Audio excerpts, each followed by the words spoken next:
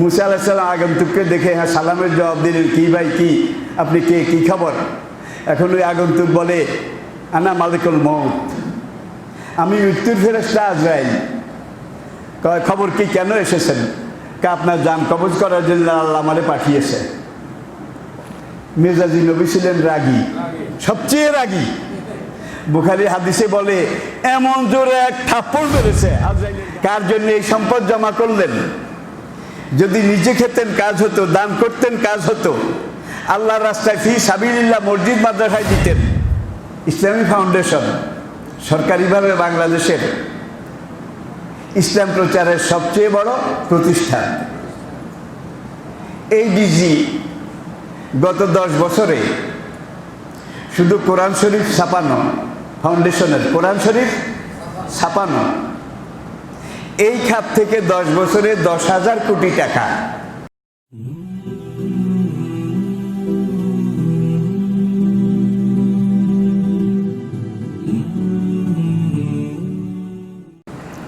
ফাউযু বিল্লাহি মিনাশ শাইতানির রাজিম।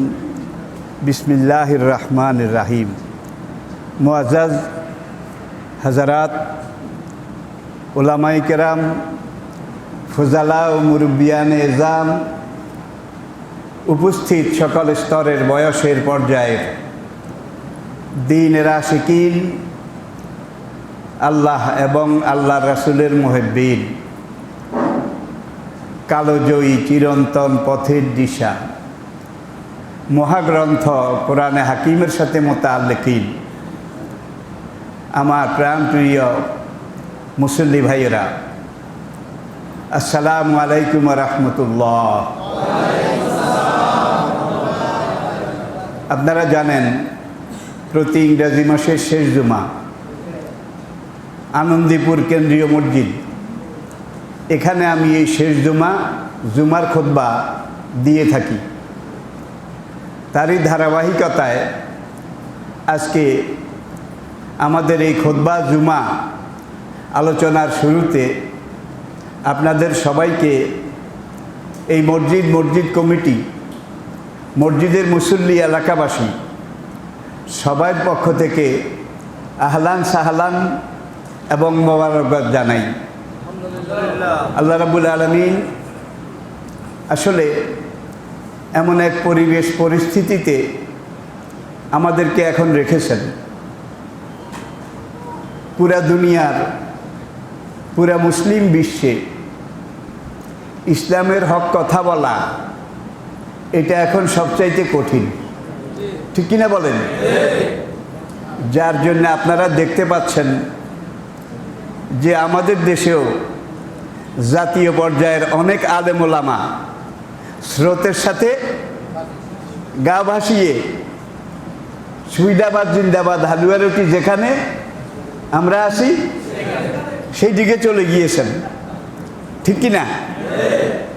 তাহলে বোঝা গেল এইটাই ইমানের আসল পরীক্ষা। আল্লাহ পাকের হাজারো লাখো অনন্ত অযুত কোটি শুকরিয়া। আজ থেকে 55-56 বছর আগে, অর্ধ শতাব্দীরও বেশি সময় আগে, সেই রায়পুর বড় মসজিদ থেকে শুরু করে নাগেরহাটে আজকে মুরব্বী যারা, তারা আমাকে দেখেছেন এবং পেয়েছেন। সেদিন থেকে আমি হক কথা বলা চেষ্টা করেছি এবং যত রকমের চাপাচাপি, যত রকমের প্রেশার, সব কিছুর সামনেও আজকে জীবনের বেলাভূমিতে এসে জীবন নদীর অনেক আঁকবাঁক, অনেক চড়াই উতরাই পেরিয়ে জীবনের শেষ পর্যায়ে এসেও আমি হক কথা বলার চেষ্টা করেছি। আমার মতো হক কথা বলতে গিয়ে আমার কোনো ভাই যাদেরকে চিরতরে স্তব্ধ করে দেয়া হয়েছে,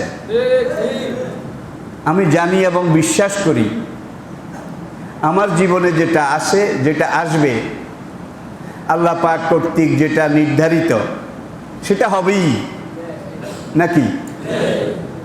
সুতরাং ইসলামের হক কথা বলা, আল্লাযীনা ইউবাল্লিগুনা রিসালাতিল্লাহি ওয়া ইয়াখশাউনাহু, যারা আল্লাহর দ্বীনের কথা বলে, আল্লাহর দ্বীনের কথা প্রচার করে, আল্লাহর দ্বীনের দিকে মানুষকে আহ্বান করে, ওয়া ইয়াখশাউনাহু, তারা একমাত্র আল্লাহকে ভয় করবে।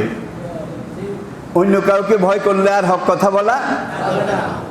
এক আয়াতে বলা হয়েছে ওয়াকাফা বিল্লাহি ওয়াকিলা, আর এক আয়াতে ওয়াকাফা বিল্লাহি হাসিবা, যে প্রত্যেক মানুষের নিরাপত্তার জন্যে, জীবনের সব কিছুর জন্যে সংরক্ষক হিসাবে একমাত্র মহান আল্লাহই যথেষ্ট। আল্লাহ যদি আমাদের রব হন, আমরা কি স্বীকার করি না? আল্লাহ যদি আমাদের জীবনের সব হন, তাহলে আমাদেরকে বিশ্বাস করতে হবে, মেনে নিতেই হবে যে আত-তাকদীরু লা ইয়ারুদ্দু, যা তাকদীরে যেটা লেখা আছে সেটা হবেই হবে।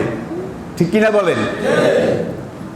আইনামা কুনতুম ইউদরিকুকুমুল মাউতু ওয়ালাউ কুনতুম ফি বুরুজিন মুশাইয়াদা, একেবারে মজবুত বালাখানা, পাথরের গাঁথনিওয়ালা মজবুত বুরুজ, মজবুত বিল্ডিংয়ের ভিতরে গিয়ে যদিও কেউ পালায়, নমরুদ তো পালাবার চেষ্টা করেছিল, আপনারা জানেন তো, বাঁচতে পেরেছিল বোধ হয়, বাঁচতে পারেনি। তাহলে আসুন আজকে আমাদের সংক্ষিপ্ত খুতবার আলোচনা কবর সম্পর্কে, কবরের আযাব সম্পর্কে। আলহাকুমুত তাকাসুরু হাত্তা যুরতুমুল মাকাবির, তোমাদেরকে ধ্বংস করেছে, তোমাদেরকে বরবাদ করেছে। আলহাকুম, তোমাদেরকে একেবারে নিস্তেনাবুদ করে দিয়েছে। আর তাকাসুর, বেশি টাকার লোভ, বেশি সম্পদের মোহ, বেশি প্রাপ্তির জন্যে যেই তোমাদের দৌড়ঝাঁপ প্রচেষ্টা, এইটাই তোমাদের ধ্বংসের সবচেয়ে বড় কারণ। হাদিসে হুজুর ইরশাদ করেছেন, লাউ কানা লিবানি আদামা ওয়াদিয়ানে মিন যাহাবিন, বনি আদম, আদম সন্তান মানুষ এমন এক প্রাণী, ওয়াদিয়ানে মিন যাহাবিন, দুইটা বড় বড় বিশাল মাঠ ভরপুর করে তাকে যদি মণিমুক্তা হীরা জহরত সোনা দানা এগুলো দেওয়া হয়, এই দুই মাঠ তোমাকে দিলাম, এই দুই মাঠ সোনা দানা প্রাচুর্য সম্পদ দখল করার পরে লাবতাগা সালেসা, সে সামনের দিকে দৌড় দেবে, এরকম আরেকটা মাঠ পাওয়া যায় কিনা? মানুষের এই তবিয়ত আছে নাকি নাই? আছে। দেখুন, ইসলামিক ফাউন্ডেশনের ডিজি গত রাতে মারা গেছেন। ইসলামিক ফাউন্ডেশন সরকারিভাবে বাংলাদেশের ইসলাম প্রচারের সবচেয়ে বড় প্রতিষ্ঠান। এই ডিজি গত 10 বছরে শুধু কোরআন শরীফ ছাপানো, ফাউন্ডেশনের কোরআন শরীফ ছাপানো, এই খাত থেকে 10 বছরে 10,000 কোটি টাকা, তাহলে বছরে 1,000 কোটি টাকা, 10 বছরে কোরআন শরীফ ছাপানোর কথা 1 লক্ষ কপি, হয়তো ছাপিয়েছে 500 কপি, ভাষা দিয়েছে 1 লক্ষ কপি, এইভাবে কোরআন শরীফ ছাপানো। এই একটা খাত থেকে 10 বছরে 10,000 কোটি টাকা।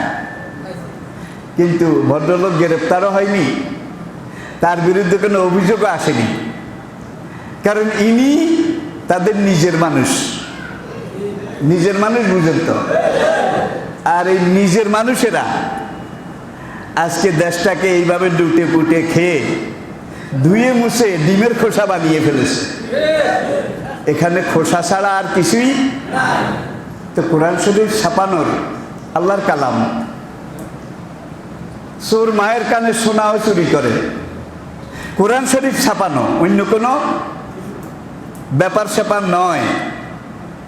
10 বছরে 10,000 কোটি টাকা, গাড়ি বাড়ি প্রাচুর্য সম্পদ করেছে। হঠাৎ করে রাতের বেলা আল্লাহ তাকে নিয়ে গেছে। এখন যেই সম্পদ সে এইভাবে লুটপাট করেছে, তার সন্তানরা, আত্মীয় স্বজন, আওলাদ ফরজন্দরা এই সম্পদ ভোগ করবে, এটা ঠিক। কিন্তু হাসরের ময়দানে এখন যারা ভোগ করবে তাদের কাউকে বোধহয় হিসাব দেওয়া লাগবে।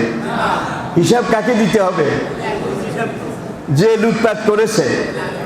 তাইলে আমি কেন করলাম? আর দুনিয়া জিফাতুন অতুল্লাবুহা কেলাম। আরেক হাদিস সরকারে দো আলম হুজুর আকরাম সাল্লাল্লাহু আলাইহি ওয়াসাল্লাম ইরশাদ করেছেন, এই দুনিয়া মরা গরুর লাশ। রিপিট, আবার বলছি, আর দুনিয়া জিফাতুন, এই দুনিয়া, দুনিয়ার সম্পদ, প্রাচুর্য, টাকা পয়সা, সোনা দানা, জায়গা জমিন, এগুলো সব মরা গরু। অতুল্লাবুহা কেলাম, যারা আল্লাহ আল্লাহ রসুলকে বাদ দিয়ে, হাদিস কোরআন বাদ দিয়ে, ইসলামের নীতি নৈতিকতা সব কিছু বাদ দিয়ে আল্লাহ পাকের শরীয়ত সীমারেখা, যেটাকে আল্লাহ বলছেন তিলকা হুদুদুল্লাহ, এগুলো আল্লাহর শরীয়ত সীমারেখা, এগুলাকে লঙ্ঘন করে যারা এই সম্পদের পিছনে লেগেছে, তারা ওই মরা গরু খাওয়ার কুকুরের মতো। গৃহস্থের গরু মরে যায়, আর আমরা আমাদের ছোট্টকালে দেখতাম গৃহস্থ এটাকে বাঁশ বেঁধে, লাট বেঁধে, কাঁধে করে মাঠের এক জায়গায় রেখে আসতো। আর গৃহস্থের বাড়ির কুকুরটা সে পেছনে পেছনে যেত আর লেজ নাড়ত, ভারী খুশি। আজকে তো তার মহাভোজ, সে গরু খাওয়ার জন্য যেত। গৃহস্থ গরুটাকে মাঠে রেখে যখন চলে আসতো, ওই কুকুর তখন গরুটা খেতে গিয়ে প্রথম নাকের কাছে গিয়ে একটু ঘ্রাণ টান নিয়ে, যে এখান দিয়ে খেলে একটু খাস্তা হয়ে যাবে, একটু বেখাপ্পা হয়ে যাবে, এখান দিয়ে এখন থাক। এরপরে আবার লেজের কাছে যায়, সেখানে গিয়ে আবার একটু ঘ্রাণ নিয়ে টিয়ে খায় না, যে এখান দিয়ে খেলে আবার একটু খাস্তা হয়ে যাবে, দেখি আরেকখান দিয়ে কি অবস্থা। এ সময় গ্রামের অন্য 2-4টা কুকুর কিন্তু আসে, আসে কি না?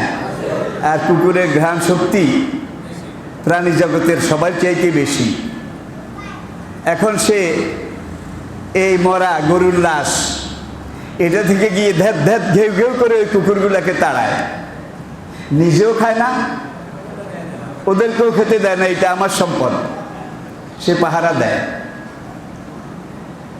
এইভাবে কিছুক্ষণ করতে করতে ঝাঁকে ঝাঁকে, লাখে লাখে আকাশ থেকে উড়ন্ত শকুন তারা এসে এই দিক সেই দিক গাছের ডালে এখানে অপেক্ষা করে। তাদের আবার একজন রাজা ছিল, লাল টকটকে রঙের। মুরব্বীরা বুঝবেন, এখনকার প্রজন্ম দেখেও নাই, বুঝবেও না। তখন রাজা আগে যদি হাত না দেয় তাহলে প্রজারা খাবে না, এটা ছিল তাদের নিয়ম, আপনারা দেখেছেন। এখন যখন শকুন ঝাঁকে ঝাঁকে চতুর্দিক থেকে এসে ওই লাশের উপরে পড়ে, গরুর মরা লাশের উপরে পড়ে, কুকুরের গোসা রাগ, নিজেও খেলাম না, বন্ধুকেও দিলাম না, এতক্ষণ আমি এটা পাহারা দিয়ে রাখলাম, আর এখন তোরা এটা খেতে এসেছিস। ঘেউ ঘেউ করে শকুন 2-3টাকে তাড়িয়ে একেবারে অনেক দূরে নিয়ে যায়।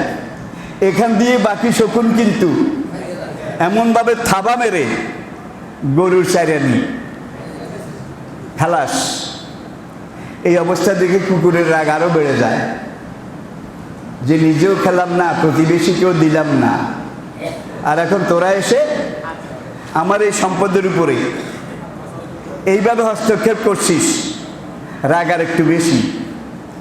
এইবার 1-2টা শকুনকে তাড়াতে তাড়াতে অনেক দূরে নিয়ে বলে যে তুই শকুনকে গাছে না উঠিয়ে আজকে আমি একবারে মাঠের ওই মাথায় গিয়ে তাকে গাছে উঠেছে। ঠিক ফিরে এসে দেখে শত শত হাজার হাজার শকুনের এমন আক্রমণ, পুরা গরু শেষ, এখন আর নিজের খাওয়ার মতো একটুও নাই। এখন সে হাড় চাটে, হাড় এইটা ওইটা চাটে, কিন্তু খাওয়ার মতো কিছু নেই। যারা খাওয়ার তারা খেয়ে গেছে। এই কুত্তা শুধু পাহারা দিয়েছে, নিজেও খায়নি, অন্যকেও খাওয়ায়নি, খেতেও দেয়নি। সারাদিন এইভাবে এটাকে চাটতে চাটতে, শুষতে চুষতে যখন গলা শুকিয়ে যায়, তখন খালে নেমে, পুকুরে নামে, এই পর্যন্ত পানিতে ডুবে পানি গিলে খেতে দেখছেন, কারণ গলা শুকিয়ে গেছে। এরপরে সন্ধ্যায় বাড়ির দিকে যাবে, কিন্তু গরুর, মরা গরুর হাড়গোড়ের মায়াও সে ছাড়তে পারে না। হাড় একখান কামড়িয়ে বাড়ির দিকে নিয়ে যায়। দেখেছেন কিনা? বাড়ির গিন্নি অন্যান্য দিন একটু ভাতের মার রাখতো, ভাতের মার কুকুরের জন্যে। আজকে সেগুলো পুকুরে ফেলে দিয়েছে। যা আজকে তো কুকুরের ওরস ওরস। সকালে মরা গরুর পিছনে পিছনে গেছে, সারাদিন খেয়েছে। আসলে খেয়েছে শুধু পানি, আর কিছু তার নসিবে হয়নি, ঠিক কিনা বলেন? এখন পেট পানিতে ফুলে আছে। ঘরের দরজায় এসে গো গো করে, কো কো করে নেজ নাড়ে। ঘরের গিন্নি স্বামীকে ডেকে বলে, দেখো কুকুরের পেট কত বড়, জন্মের খাওয়া খেয়েছে। কুকুর বলে লেজ দিয়ে, না না না না, তোমরা যেটা মনে করেছ আসলে সেটা নয়, ঠিক কিনা বলেন? দেখেন, আর দুনিয়া জিফাতন। আল্লাহর নবী শুধু নবী ছিলেন না, শুধু রিলিজিয়াস টিচার ছিলেন না, আল্লাহর নবী এত বড় একজন দার্শনিক ছিলেন। এই কুকুরের সাথে আর এইভাবে সম্পদ জমা করে যারা, তাদের সাথে এক বিন্দু কি পার্থক্য আছে? এত এত সম্পদ তুমি করে রেখে গেলে, তোমার দুই চোখ বন্ধ হয়ে গেল, চতুর্দিক থেকে কুকুরেরা এসে, ওয়ারিসেরা এসে এইটার উপরে এমনভাবে আক্রমণ করে ভাগ্য করে নিয়ে যায়, ঠিক কিনা বলেন? যে পাবে না, যার কোনো মিরাস উত্তরাধিকার নাই, সে হুজুরের কাছে আসে, হুজুর অমুক মারা গেছে, এখন তার পরিত্যক্ত সম্পত্তি যেটা রেখে গেছে এটা তো ভাগ বাটোয়ারা হবে, আমি কিছু পাই কিনা আপনি একটু ফরাইজ করে দেখেন। হুজুর জিজ্ঞাসা করে যে, ভাই আপনি মৃত ব্যক্তির আত্মীয়তা সম্পর্কের দিক থেকে কি লাগেন, কি হন? সে বলে, মৃত ব্যক্তির তালতো বোনের ফুফাতো জামাইয়ের বাইর বেডার বাইজির ঘরের নাতির ভাই আমি, দারোগান্নার মাঝি, তার পাকায় কাশি, তার বাড়ির দ্বারে আমি আসি, সুতরাং আমিও পুলিশ, ঠিক কিনা বলেন? যারা পাবে না সেসব কুত্তারাও ভাগ খোঁজার জন্য আসে, ঠিক কিনা বলেন? তাহলে কার জন্য পাহারা দিলেন? কার জন্য এই সম্পদ জমা করলেন? যদি নিজে খেতেন কাজ হতো, দান করতেন কাজ হতো, আল্লাহর রাস্তায় ফি সাবিলিল্লাহ মসজিদ মাদ্রাসায় দিতেন। ওমা তুকাদ্দিমু লিআনফুসিকুম মিন খাইরিন তাজিদুহু ইনদাল্লাহ। যদি তুমি এইভাবে এগুলোকে ব্যবহার করতে কোরআন এবং হাদিস অনুযায়ী, আল্লাহ পাক এটাকে বহু বহু গুণ বাড়িয়ে হাসরের ময়দানে তোমাকে দান করতেন, বিনিময় দিতেন, ঠিক কিনা বলেন? তাহলে আমরা নিজেরাও খেলাম না, প্রতিবেশী বন্ধু বান্ধবকেও দিলাম না। মরে যাওয়ার পরে এগুলা শকুনেরা এসে খেয়ে ফেললো, ঠিক কিনা বলেন? নবীজির এই উদাহরণটা কেমন লাগলো আপনাদের কাছে?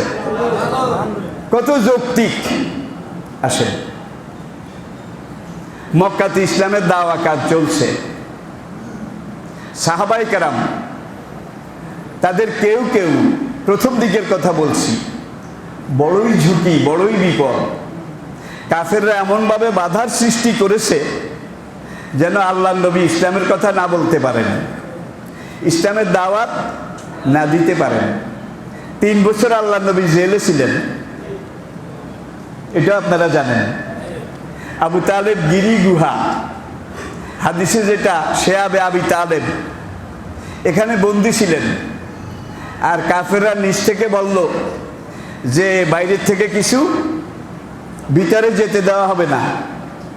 কোনো মুসলমান এসে কিছু কিনতে চাইলে বিক্রি করা যাবে না। এমনভাবে ট্রানজ্যাকশন বন্ধ, লেনদেন বন্ধ, দেনা পাওনাও বন্ধ। বেলাল রাদিয়াল্লাহু তাআলা আনহু থেকে একটা হাদিস, কিচ্ছু ছিল না খাওয়ার মতো। আমরা গাছের পাতা, পাহাড়ের ভিতর থেকে গাছের পাতা বুতা এগুলো একত্র করে সিদ্ধ করে খেতাম। পাতা যখন শেষ হয়ে গেল তখন নামাজের মুসল্লা, দস্তরখান চামড়ার তৈরি, এগুলোকে রাতে টুকরা টুকরা কেটে কেটে ভিজিয়ে রাখতাম। পানিতে ভিজিয়ে এগুলো যখন একটু নরম হতো সকালবেলা এগুলো সিদ্ধ করে খেতাম। আমাদের পায়খানা বেড়া বকরির পায়খানার মতো কালো হয়ে গিয়েছিল। এই কঠিন সময়েও, এই বাধা প্রতিবন্ধকতার মাঝেও মক্কাতে ইসলামের দাওয়াতি কাজ বন্ধ হয়েছিল? হয়নি। গোপনে গোপনে ভিতরে ভিতরে পার্সোনাল কন্ট্যাক্টের মাধ্যমে দাওয়াতি কাজ চলছে।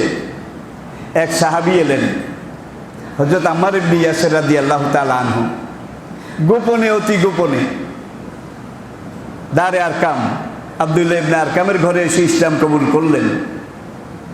অন্য কয়েকজন সাহাবী বলে দিলেন, তুমি তো এখন মনিবের বাড়িতে যাবে, তুমি যে মুসলমান হয়েছে এই কথা কাউকে বলো না, বললে কিন্তু ওরা তোমাকেও মেরে ফেলবে। আম্মা রাদিয়াল্লাহু তাআলা আনহু কোনো জবাব দিলেন না। ইসলাম কবুল করে ধীরে ধীরে বের হয়ে গেলেন। কাবার সামনে গিয়ে দুই হাত তুলে বলেন, ইয়া আইয়ুহা আহলা মক্কা, হে মক্কার লোকেরা শোনো, আমি আমার ইসলাম কবুল করেছি, আমি সাক্ষ্য দিচ্ছি লা ইলাহা ইল্লাল্লাহু মুহাম্মাদুর রাসূলুল্লাহ। কি করে যা? আরে আম্মার জানতেন আমি এখন এই কাবার সামনে আর কাফেরদের সামনে যদি লা ইলাহা ইল্লাল্লাহ এটা ঘোষণা করি আর ওদের মাবুদকে অস্বীকার করি, সবাই শকুনের মতো আমার উপরে ঝাঁপিয়ে পড়বে। সাহাবায়ে কেরাম কি ভয় পেয়েছিলেন? আর ঈমান গোপন করেছিলেন? আমাদের মধ্যে কিন্তু আজকাল ঈমান গোপন করার লোক বেশি। দাইয়েল আল্লাহর কাজ তো আমরা করিই না। কেউ যদি করে তাহলে নিজে মুখ ফুটে কিছু বলে না, যদি কেউ শোনে টোনে কিছু বলে টলে। ঠিক এমন অবস্থা আমাদের মধ্যে আছে কিনা বলেন? তাহলে আমরা কেমন মুসলমান? আসুন আবার, আলহাকুমুত তাকাসুর হাত্তা যুরতুমুল মাকাবির, প্রাচুর্যের বাসনা, অধিক সম্পদের লোভ, এটাই তোমাদেরকে ধ্বংস করে দিয়েছে। হাত্তা যুরতুমুল মাকাবির, এই অধিক টাকা পয়সা, আয় রোজগার, টাকা পয়সা জমা করা, এগুলোর পিছনে লেগে লেগে লেগে লেগে সারাটি জীবন কাটিয়ে হাত্তা যুরতুমুল মাকাবির, তোমরা কবরে এসে উপনীত হয়েছ। এখন কবর এটা আছে কিনা? কবর আযাব আছে কিনা? মুনকির নাকিরের প্রশ্ন আছে কিনা? ফুলসিরাত, মিজান, হিসাব আছে তো?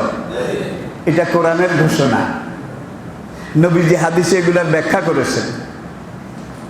এখন এত প্রেসার, এত বাধা, এত প্রতিবন্ধকতার পরেও দিন দিন মুসলমানের সংখ্যা বাড়ছে। কারণ বিবেক বলে একটা জিনিস সবাই তো আছে। এইভাবে মুসলমানের সংখ্যা যখন বাড়ল, আবু জেহেলরা বেদিশা হয়ে গেল। একদিন সে মক্কাতে একটা বড় মিটিং ডাকলো, জনসভা ডেকে বলল যে আমি জানতে পেরেছি তোমাদের মধ্যে বেশ কিছু লোক তলে তলে ভিতরে ভিতরে মুহাম্মদের নতুন দিন গ্রহণ করেছ। এটা তোমাদের জন্য ভালো হবে না। মুহাম্মদ তোমাদেরকে কবরের ভয় দেখায়, কবর আযাবের ভয় দেখায়, পরকালের ভয় দেখায়। এগুলোর ডাহা মিথ্যা কথা। জোরে পড়ে নাউজুবিল্লাহ। এটার সাথে সে যোগ করলো আইজা মেতনা অকুন্না তোরাবান। দেখেন কোরআনে আল্লাহ এটা কোট করেছেন আবু জেহেলের কথা। আইজা মেতনা, আমরা যখন মরে যাব, অকুন্না তোরাবান, আমাদের শরীরটা মাটিতে খেয়ে ফেলবে, মিশে যাবে। যালিকা রাজুম বাইদ, এরপরে মুহাম্মদের খোদা আমাদেরকে পরকালে কবরে আবার জীবিত করে হিসাব নেবে। জালিকা রাজুম বাইদ, এটা কোনোদিনই সম্ভব নয়। নোয়াখালী কুমিল্লার লোকেরা বলে এত হস্ন কি, এত জালিকা রাজুম বাইদ। ওলামায়ে কেরাম আছেন। আমি এই আঞ্চলিক কথাটা বলে যাতে এই কোরআনের আয়াতের তর্জমাটা বুঝতে আপনাদের সুবিধা হয়, যা আবার আমাদেরকে কবরে জীবিত করে 3 প্রশ্ন করবে, এই করবে, মাটি চাপ দেবে, এটা হবে সেটা হবে, কবরে আগুন জ্বলবে, সাপ এসে কামড়াবে, বিচ্ছু এসে খাবে। জালিকা রাজুম বাইদ, এটা ডাহা মিথ্যা কথা। খবরদার তোমরা এগুলা বিশ্বাস করো না। তোমরা আমাদের বাপ দাদার সেই পুরানো দিন অজাদনা আলাইহিয়া আবানা, যেই দিনের উপরে মূর্তি পূজা, মদ জুয়া, জেনা ব্যভিচার, নো চিন্তা ডু ফুটকি, আজকে আমাদের সমাজ যা করতেছে আর কি, এটা কিন্তু জাহেলিয়াতের চাইতে একটুও ব্যতিক্রম নয়। আমরা জাহেলিয়াতে যা হতো আমাদের বর্তমান সমাজে কিন্তু অনেক ক্ষেত্রে অনেকাংশে তার চেয়ে অনেক বেশি হচ্ছে। তাহলে গজব আসবে না কেন? গজব আসবে না কেন? কওমে লূত যখন আল্লাহ পাকের হুদুদুল্লাহ লঙ্ঘন করেছিল, আল্লাহ তাদেরকে ধ্বংস করেছেন। কওমে আদ আল্লাহ পাকের হুদুদুল্লাহ শরীয়ত সীমারেখা যখন লঙ্ঘন করেছিল, আল্লাহ তাদেরকে ধ্বংস করেছেন। কওমে সামুদ, কওমে আইকা, আহলে তুব্বা ও কুরুনুন বাইনা যালিকা কাসীরা। কোরআনে আল্লাহ পাক বলছেন সূরা আম্বিয়ার মধ্যে, এইভাবে কত জনপদ, কত দেশ, কত অঞ্চল আমি তাদেরকে মাটির সাথে মিশাই দিয়েছি। সুতরাং তোমরা একটু বিবেক খাটাও। জমিন আল্লাহর, হুকুমও চলবে আল্লাহ। আল্লাহ আল্লাহুল খালক ওয়াল আমর, মানুষ যার, মানুষের উপর আইনও চলবে তার। এখন আবু জাহেল বলে আমরা তো মাটিতে মিশে যাব, পচে যাব, আমাদের শরীরটাই থাকবে না, আগুনে জ্বালাবে কি করে, সাপে কামড়াবে কি করে, বিচ্ছু দংশন করবে কি করে, এটা কশ্চিনকালেও সম্ভব নয়। মুহাম্মদ তোমাদেরকে এমন কিছু ভয় দেখায়, এগুলো সব আসলে কোনো ওহী টহি নয়, মুহাম্মদের নিজের বানানো। বলেন নাউজুবিল্লাহ। নবী নিজে বানাইতেন, ওরা কোরআনকে অস্বীকার করলো। আল্লাহ চ্যালেঞ্জ দিলেন ফাতু বিসূরাতিম মিন মিসলিহি। আচ্ছা, কোরআন মুহাম্মদে বানায়, সে তো লেখাপড়া জানে না।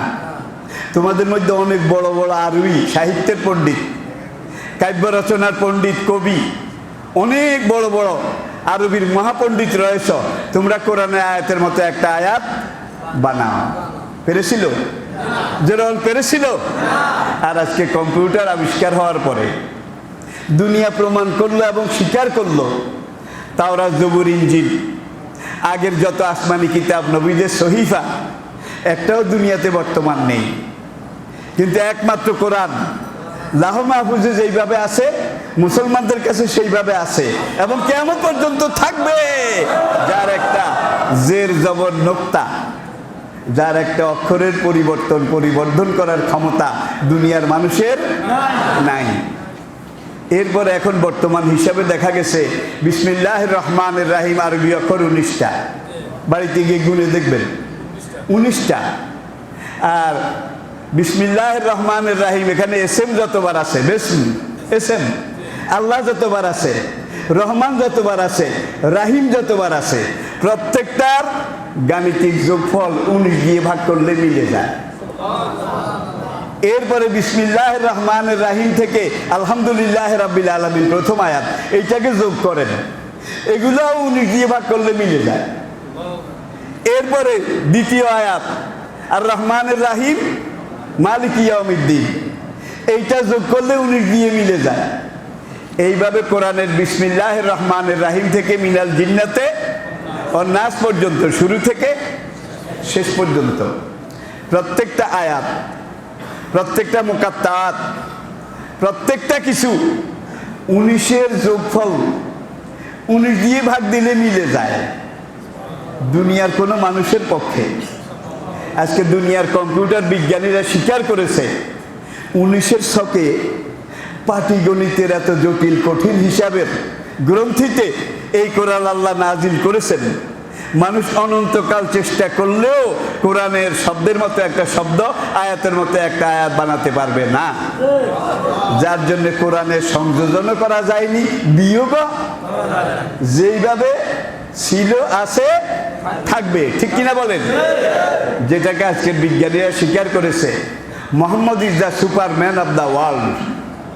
মোহাম্মদ সাল্লাল্লাহু আলাইহি ওয়াসাল্লাম জগতের সর্বোচ্চ ব্যক্তি। Holy Quran is the super book of the world.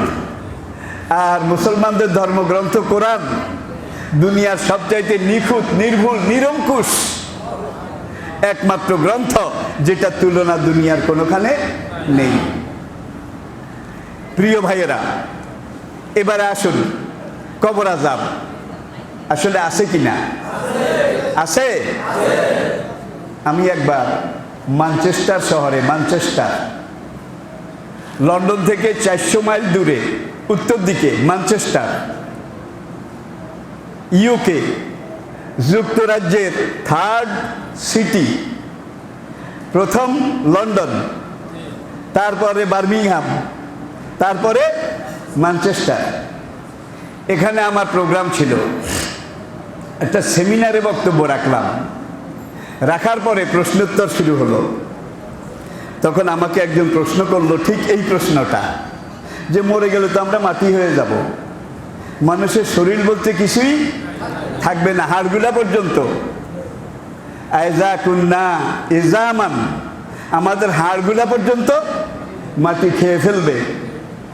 আর ইসলামী বিশেষজ্ঞ, ইসলামের পণ্ডিত, আলেম, মুফাসসির, ব্যাখ্যাকার, তাফসীরকারক, তারা এই যে বলে কবর আযাব so and so, so and so, এইভাবে সাপে কামড়াবে, বিচ্ছুতে কামড়াবে, এক একটা কষ্ট বহুত পাহাড়ের মতো হবে। তারা এক একজন সুদখোরকে, বেনামাজিকে কিয়ামত পর্যন্ত এইভাবে কবরে দংশন করতে থাকবে। এখন মুর্দাই তো নাই, সে তো মাটিতে বসে গেছে, তাহলে আযাবটা কি করে হবে? আমি তাকে সেদিন যে জবাবটা দিয়েছিলাম, সেটা বলেই আমি আজকে খুতবার আলোচনা শেষ করব। আমি বললাম, মাই ডিয়ার জেন্টলম্যান, আপনি কি স্বপ্ন দেখেন? ইয়া অনেক কিছু দেখি। মানুষ কি স্বপ্নে দেখে? হ্যাঁ, সবাই স্বপ্ন দেখে। অবশ্য কারো স্বপ্ন সত্য হয়, কারো স্বপ্ন সত্য হয় না, কিন্তু স্বপ্ন সবাই দেখে। আমি বললাম, মাই ডিয়ার জেন্টলম্যান, আপনি একটু চিন্তা করুন যে আপনি রাতে ঘুমিয়েছেন, প্রচণ্ড শীত, কিন্তু ওই দেশে প্রচণ্ড শীত। এখন আপনার গায়ে কয়েকটা কম্বল জড়ানো আছে, আপনার স্ত্রী আপনার পাশে একই কম্বলের নিচে, স্বামী স্ত্রী ঘুমিয়ে আছেন, এরকম থাকে কিনা? ইয়া হ্যাঁ, এরকমই। আমি বললাম, এই ঘুমন্ত অবস্থায় মনে করুন আপনি স্বপ্ন দেখতেছেন। কি? আপনি বাড়ির পিছনে একটা ফুলের বাগান আছে, একটা দাও নিয়ে আপনি ফুলের বাগানে গিয়ে ময়লা আবর্জনা, আগাছা পরগাছা এগুলো পরিষ্কার করছেন, স্বপ্ন দেখছেন। কিন্তু এমন সময় আপনি দেখলেন একটা ফুলের গাছের উপরে কতগুলো লতা পেঁচানো, আপনি দাও দিয়ে এইভাবে একটু টান দিলেন এটাকে নামাবার জন্যে, কিন্তু ওই ঝোপের ভিতরে একটা গোখরা সাপ দলা পাকিয়েছিল। ওর গায়ে যখন একটু আঁচ লাগলো, আঁচড় লাগলো, খোঁচা লাগলো, ফোঁস করে, স্বপ্ন কিন্তু, আপনি স্বপ্ন দেখতেছেন, ফোঁস করে লাফিয়ে পড়ে আপনাকে আক্রমণ করার জন্যে যখন আপনার পিছনে ছুটলো, আপনি বাড়ির দিকে দৌড় দিচ্ছেন যে ভাইয়েরা, বন্ধুরা, প্রতিবেশীরা, কে কোথায়? আসো আসো আসো, হেল্প হেল্প হেল্প হেল্প, আমাকে সাহায্য করো, আমাকে সাহায্য করো, আমাকে গোখরা সাপ আক্রমণ করেছে। আর যদ্দূর শক্তি আছে বাড়ির দিকে দৌড় দিচ্ছেন। সাপের সাথে দৌড়ে তো আর পারা যায় না, চিৎকার করছেন, দৌড় দিচ্ছেন। হঠাৎ করেই সাপটা সামনের দিকে এসে এইভাবে আপনার ডান পায়ের এই গোড়ালির মধ্যে, মাসুল গোষ্ঠের মধ্যে একটা ঠোকর মারল। ঠোকর মারার সঙ্গে সঙ্গে আপনি দেখতে পাচ্ছেন প্রথমে মাথাটা একটা চক্কর দিয়েছে, দেওয়ার পরে আপনার মাথাটা টন টন করতেছে।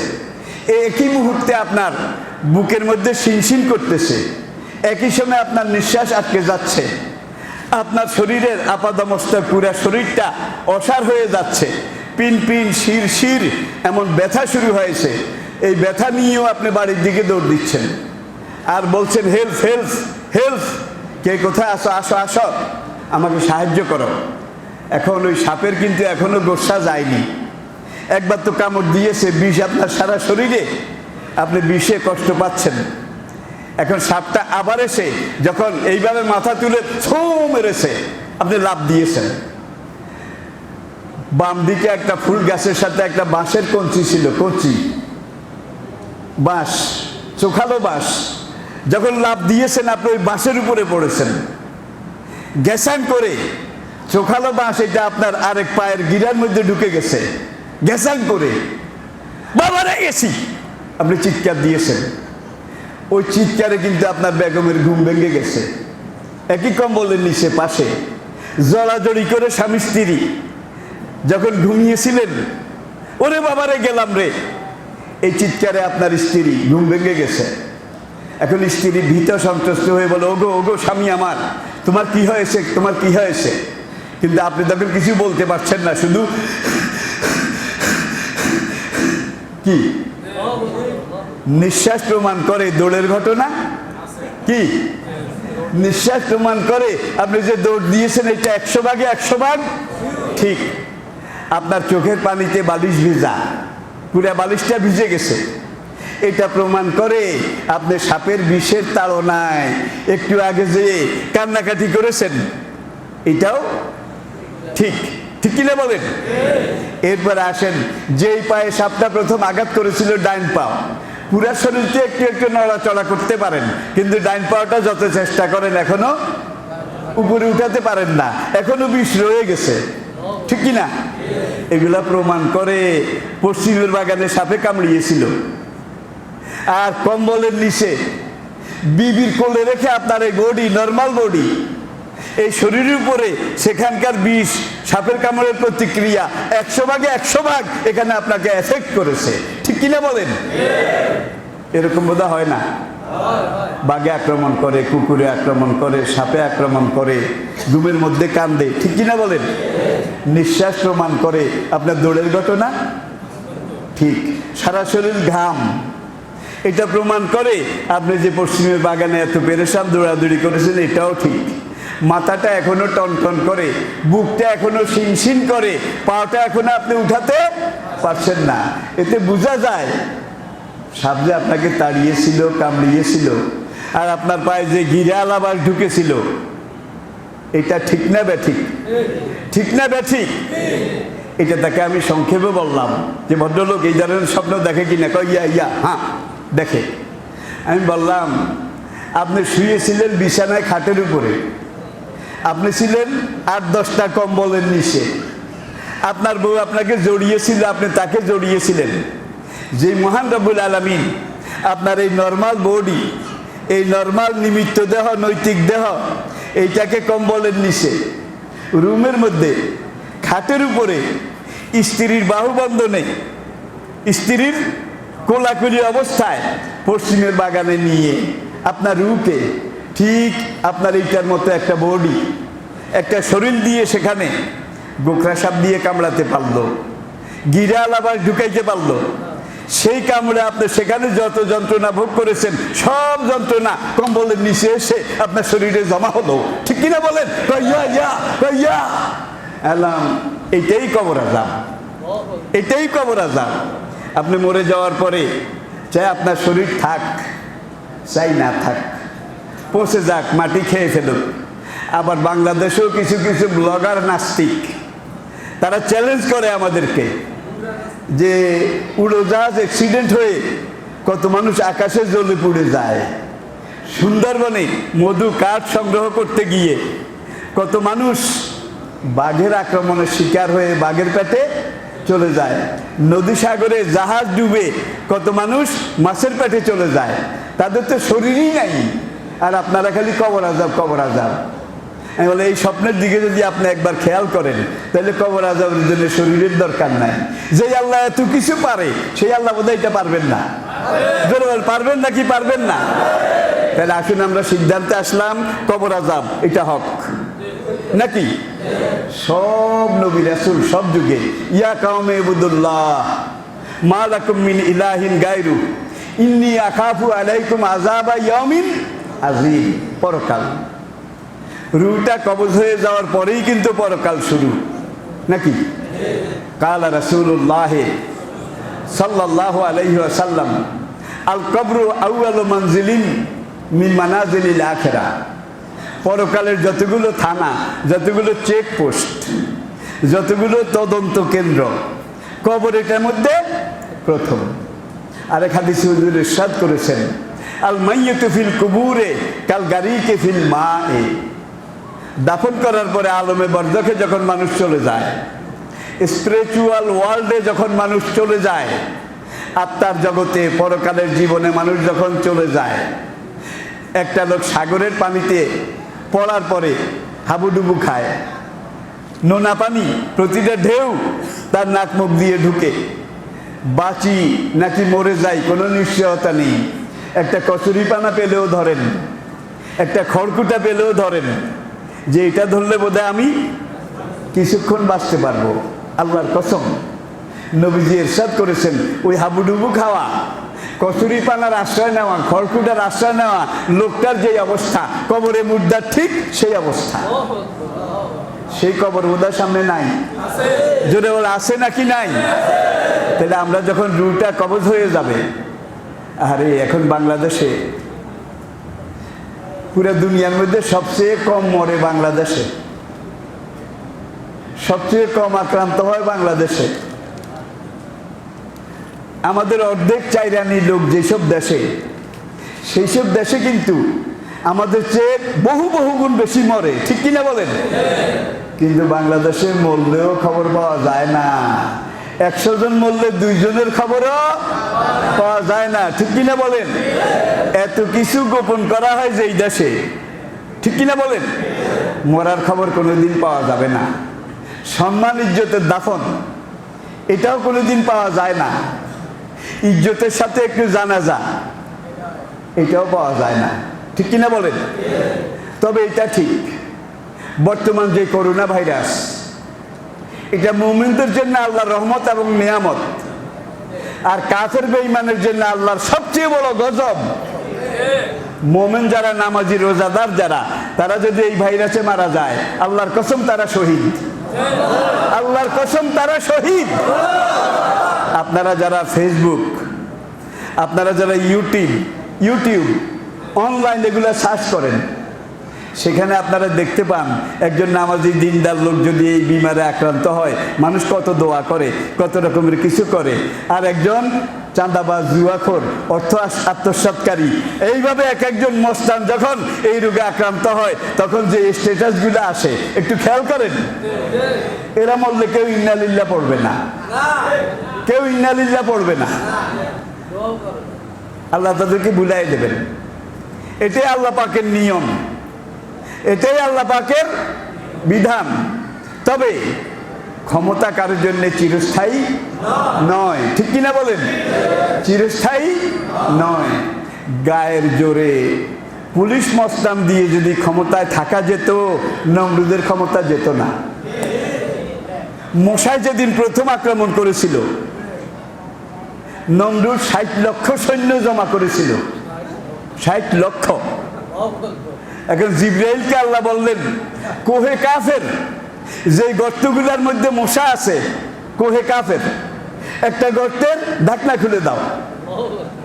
জিবরাইল ঢাকনা খুলতে গিয়ে বলে যে রব্বুল আলামিন কত মশা দরকার।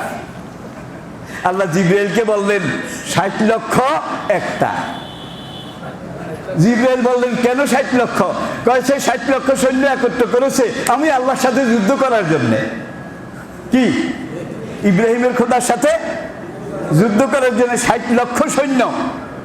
এত সৈন্য আজকাল দুনিয়ার কোনো দেশে নাই। কিন্তু তাহলে বোঝা গেল নমরুদের ক্ষমতা এদের চাইতে অনেক বড় ছিল। এখন জন প্রতি একটা করে 60 লক্ষ সৈন্যের জন্য 60 লাখ। হ্যাঁ, এরপরে জিবরাইল জিজ্ঞেস করেন রব্বুল আলামিন 60 লাখে সারবে তো? এর উপর আর একটা। কোনটা? যেটা ল্যাংড়া, যেটার এক চোখ কানা, যেটার পাখা একটা নাই। জিবরাইল বলে ইয়া রাব্বাল আলামিন, ল্যাংড়া, পাও একটা নেই, পাখা একটা নেই, উঠতেও পারে না, হাঁটতেও পারে না, চোখে একটা কানা, এটা দিয়ে কি হবে? রব্বুল আলামিন জিবরাইলকে জানিয়ে দিলেন, আমার সবচেয়ে বড় দুশমন যেই নমরুদ, তাকে সাইজ করার জন্য এই ল্যাংড়াইটা দিয়ে আমি কাজ সেরে ফেলব। তুই এত ক্ষমতার দাপট দেখিয়েছিস, খোদার উপরে খুদকারি করেছিস, তোকে খতম করার জন্যে আমার মশা বাহিনীর কোনো জেনারেল, কোনো মেজর জেনারেল, কোনো ব্রিগেডিয়ার, কোনো লেফটেন্যান্ট কর্নেল কোনো কিছু লাগবে না, একবারে জুনিয়র কমান্ডিং অফিসার ল্যাংড়া কানা একটাই যথেষ্ট। আল্লাহ পারে কিনা? পেরেছে কিনা? সামনে তো আর বোধহয় পারবে না। আল্লাহ এখন কালের আবর্তনে বুড়া হয়ে গেছে, লাঠিবদ্ধ দিয়ে হাঁটে, টায়ার্ড হয়ে রিটায়ার করার চেষ্টা করতেছেন। হুয়াল আব্বালু অল আখিরু অল যাহিরু অল বাতিন ওয়া হুয়া আলা কুল্লি শাইইন কাদির। ফেরাউনের পতন কিভাবে হয়েছে আপনারা জানেন? জানেন তো? গায়ের জোরে ক্ষমতায়। দুনিয়ার ইতিহাসে কেউ চিরদিন থাকতে পারেনি।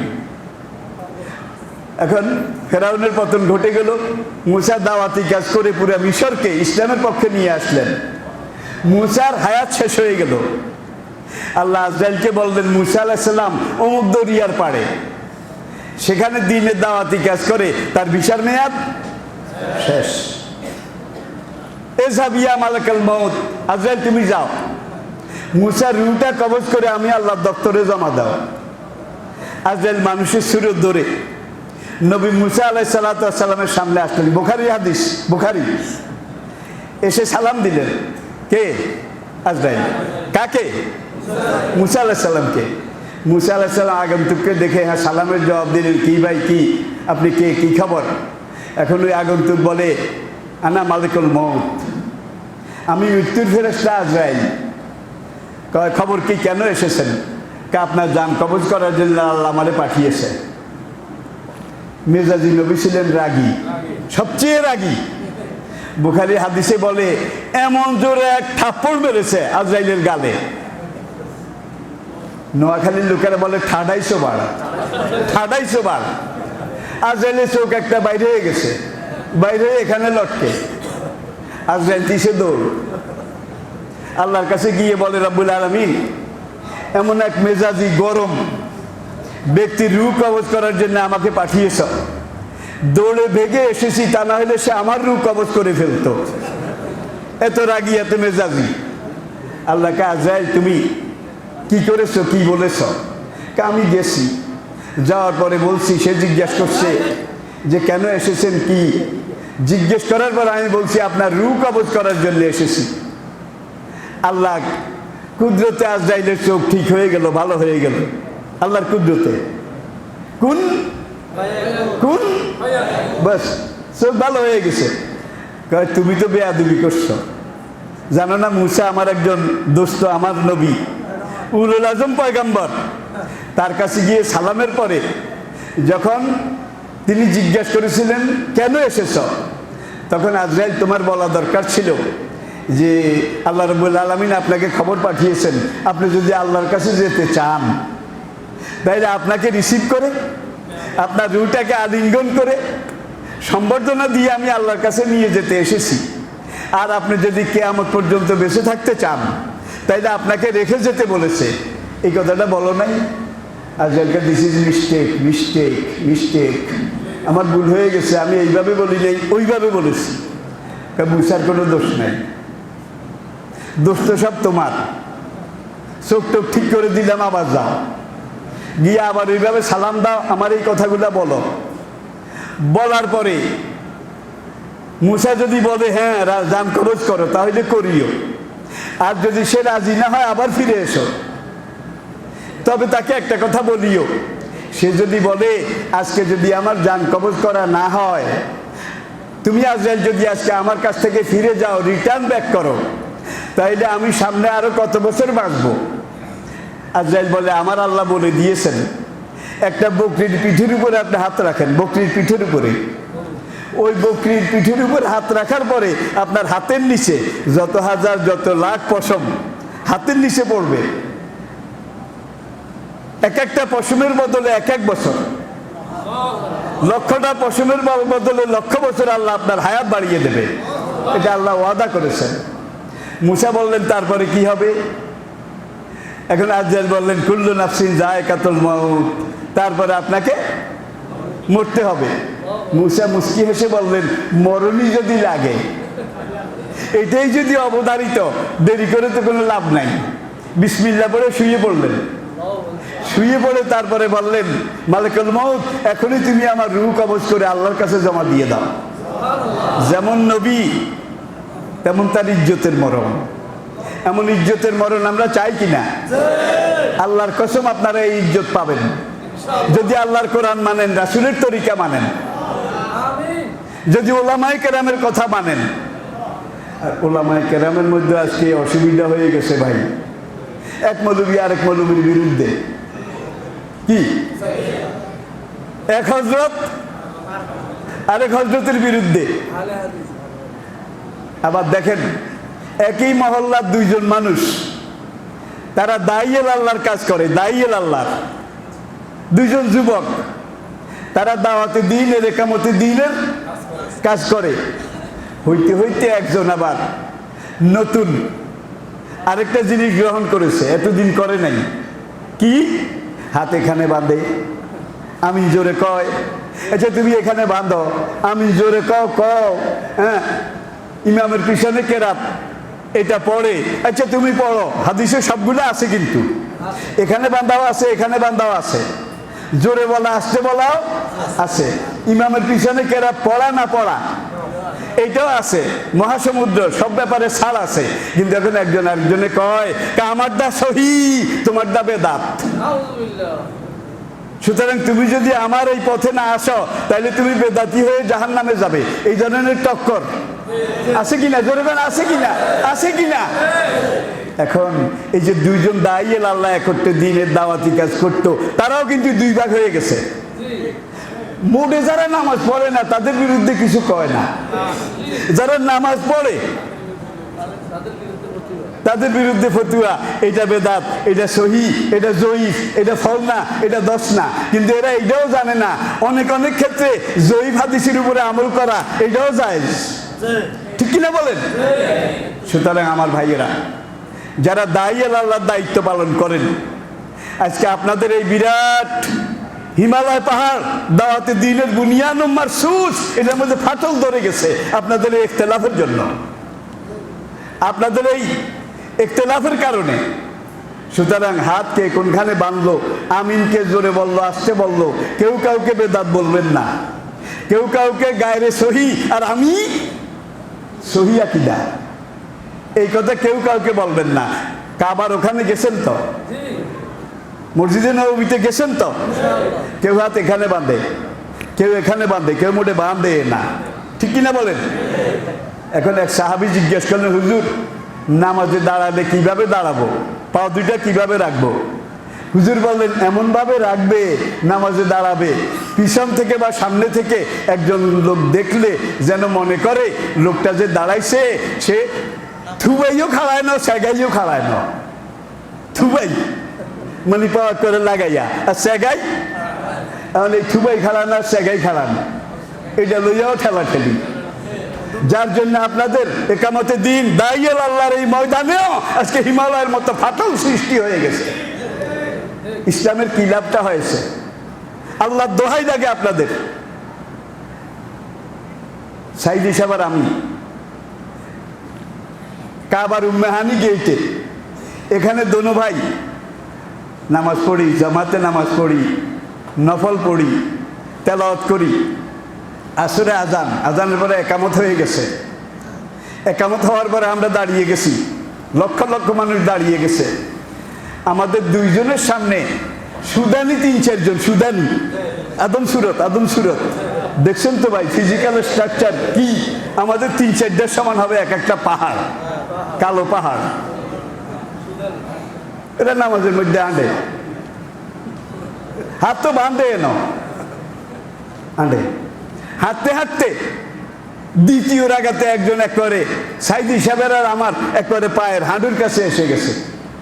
সেজদা করবো কোথায় বলেন? এখন যখন আমরা সেজদা করতে যাব, কালো একটা হেঁটে হেঁটে যখন আমরা সাইদি সাহেবের 2 রানের মাঝখানে এসে গেছে, সাইদি সাহেব সেজদা যাওয়ার আগে বামাতে এক ধাক্কা দিছে। ধাক্কা দেওয়ার পরে সে বুঝছে যে আমার এখানে আসাতে পিছনের কাতারের মুসল্লির সেজদার অসুবিধা হচ্ছে, তাড়াতাড়ি সে কাতারে চলে গেছে। আমাদের নামাজের কোনো ক্ষতি হয়েছে? জোরে বলেন, কোনো ক্ষতি হয় নাই। সুতরাং আমরা নামাজের দাওয়াত দেব, তেলাওয়াতের দাওয়াত দেব, কোরআন শিক্ষার দাওয়াত দেব, মশলা মশাইল শিখাবো, আমরা দাইয়াল আল্লাহর দায়িত্ব পালন করব। কিন্তু সাহাবায়ে কেরামও কিন্তু সব মশলার ব্যাপারে একমত হন নাই। এমন মশলাও গেছে মা এসে একমত। আব্দুল্লাহ ইবনে আব্বাস তিনি বলেন না এটা না ওইটা, আব্দুল্লাহ ইবনে মাসউদ তিনি বলে এরকম নয় ওরকম। তারা বোধহয় একজন আরেকজনের বেদাতি কইছে, একজন আরেকজনের সহি কইছে। সাগর গভীর, সাগর প্রশস্ত, যেখান দিয়ে ইচ্ছা সাঁতার করেন না, কুলে যাওয়া উদ্দেশ্য, ঠিক কিনা বলেন? আল্লাহ আমাদেরকে বুঝার তৌফিক দান করুন। আমা আলাইনা ইল্লাল বালাগ ওয়া আখির দাওয়ানা আলহামদুলিল্লাহি রাব্বিল আলামিন। আসসালামু আলাইকুম ওয়া রাহমাতুল্লাহি ওয়া বারাকাতুহু। আল্লাহ ছাড়া নেই যে মাবুদ সৃষ্টিকুলের মাঝে, চিরজীবী তিনি সবার ধারক যেন তাজে। আল্লাহ ছাড়া নেই যে মাবুদ।